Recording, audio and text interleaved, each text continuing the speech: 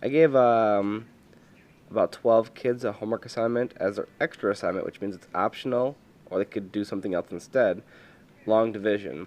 It'd be a great skill for these kids if they want to try it to get good at, because we're going to be doing this for our next unit. So, I haven't really taught long division except for like a 1-minute quick lesson to those kids who had this homework assignment, which means they could be confused if they're doing it at home. So here's a little video that they can use to help them out.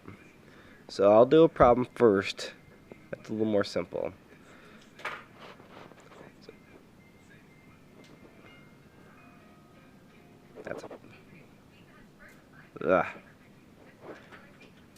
So, basically trying to figure out how many 4s go into 16.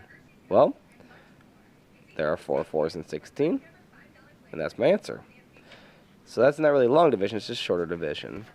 But I'm going to go into another process. I actually like to use lined paper, because I think that it helps keep things nice and neat and organized. Keeps your place values. Here I have my 10s placed in my 10s place, my 1s placed in my 1s place, and that's really good for the future. So, how many 4s are in 17? Well, again, it's 4 is my answer. Now I got to do 4 times 4, which gives me 16. I subtract 17 from 16, which gives me 1. And how many 4s go into 1? Can't do that, which means I'm going to have a remainder of 1. So that was a little bit longer. Now I'm going to go into a little bit longer again.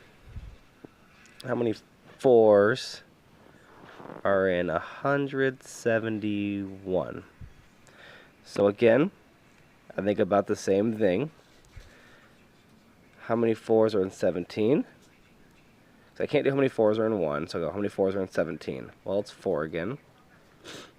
Again, we can see that I have my hundreds place. This is my tens place. Keep it nice and aligned. This is my ones place eventually. So there were 4 times 4, which gives us 16, was what we're subtracting. That's how many 4s we end up using, was 4 of them, which gives us 16 altogether.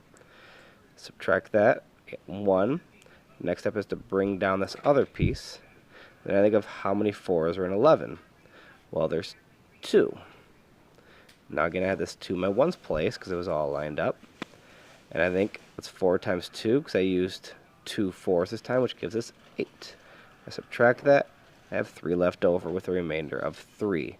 So my answer would have been 42 4s are in 171 with a remainder of 3 pieces left over. I like to think of a step process. It is divide, multiply, subtract, bring down, repeat. Family members, dad, mom, sister, brother, Rover the dog. So again, to go up here, how many 6s are in 175?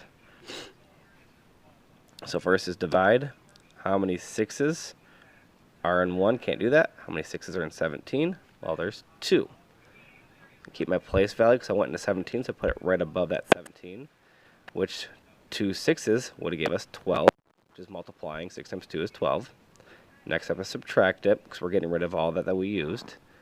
This is 5. Our next step is this bring down. Bring down. Now we have another 5. And then this next step over is repeat or remainder. Now we're going to repeat. How many 6s are in 55? Well, that would be 9. Again, so at 55, I put my 9 right